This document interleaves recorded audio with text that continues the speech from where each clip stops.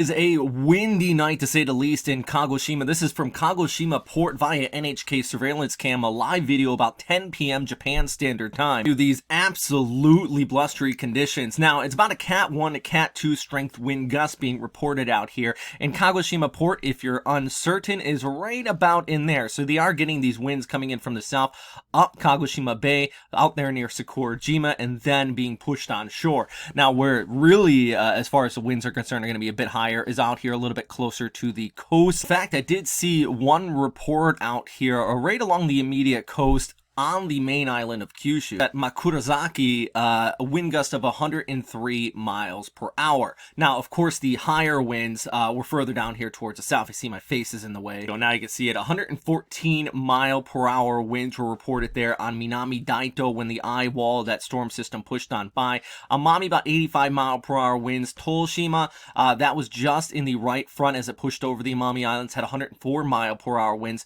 And further down towards the south, Kadena, only 48. This is what we expected on the island of Okinawa. We averaged tropical storm strength wind gust out there, so it looks like the forecast progressed right as expected. But now, as this pushes off towards the north, the issue for Kyushu and over towards Shikoku is going to be the rainfall. It already has been piling up out here. In fact, the big issue is you get that moisture flow. This is a mountainous area here, and then I want to just show you some of the top rain reports thus far. As of about 10 p.m. here on your Sunday. This is in Misato, there on eastern Kyushu in Miyazaki Prefecture, 544 millimeters of total precipitation. If you unfamiliar with the metric system, that is about 20 inches of rainfall, and the rain is still coming down. Now, you got to remember, I've been saying this all along, and this is exactly where the last few videos I've been talking about where the heaviest rain was going to be, is because this is a classic example.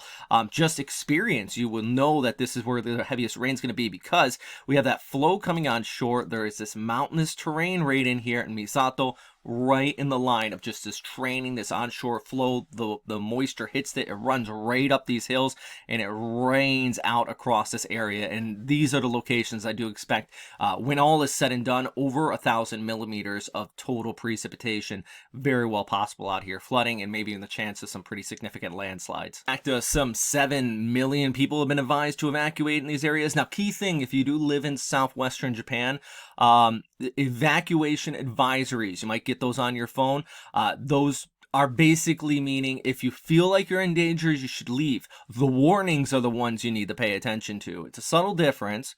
Use Google Translate, and usually it'll pretty good at for your specific area. But yeah, those are the subtle differences. But it's 7.2 million people being advised to evacuate basically means the government's telling you, hey, if your house is flooding, get out. A warning means your house is probably going to flood. It's one of those things, I think it often gets lost in translation. It is important to note. Anyways, so let's talk about our storm system now. Winds of 95 gusting to 150 knots, 115 knots that is, based on Dvorak analysis. It is continuing the weekend. We're moving into cooler sea surface temperatures. That interaction that is raining out the moisture there in eastern Kyushu is also causing it to weaken, and plus is running into a decent amount of vertical wind shear. Explain to you what this vertical wind shear really is. This is earth.nullschool.net. It is a absolutely fantastic website for visualization. Here you got your surface winds based on the GFS model. Now, what shear wants, you want this to be pretty much identical from the surface all the way up to the upper levels for a tropical system to be like, hey, great stuff. But we show the 500 millibars aloft. There, look at this big dip right in here. That is the jet stream starting to dip into our storm system, wrap it up, and eventually that is going to disrupt it and cause it to just kind of shear off and weaken. Now, what does that mean? Well, the highest winds likely are going to continue to be on the eastern periphery of the storm. So as it tracks north, the highest winds are still going to be felt in Nagasaki and eventually over there towards Busan in South Korea. That happens also our friends in Sasebo. I know military there is in T-Core 1 for good reason. You're going to see winds over 50 knots Now is too late to get ready for the storm. Hopefully everybody's hunkered down, already brought everything inside, those light objects, and yeah, it's going to be a very windy night out there, and I hope everybody stays safe. But as this moves towards the north, Busan taking a decent hit. But the good news is that with those winds being subdued to the east, thanks to that vertical wind shear, Seoul, it's going to be a wet and rainy day here on your Monday, but it is not going to be typhoon strength type conditions as this moves off towards the north. And eventually, actually pretty decent onshore flow expected there across Vladivostok as well. But for now, though, still seeing these typhoon strength conditions along the southern coast of Kyushu. The eastern coast, it's all about that onshore flow. As I mentioned, it is going to continue. And even over towards Shikoku is going to see some decent rainfall. And actually, I've been seeing video out of Tokyo, just that onshore flow that far away is causing some scattered showers there as well. Anyways, I hope everybody's staying safe. If you have any questions, comments, suggestions, of course, as always, post in the comment box below. I've gotten numerous new people watching these videos the last few days.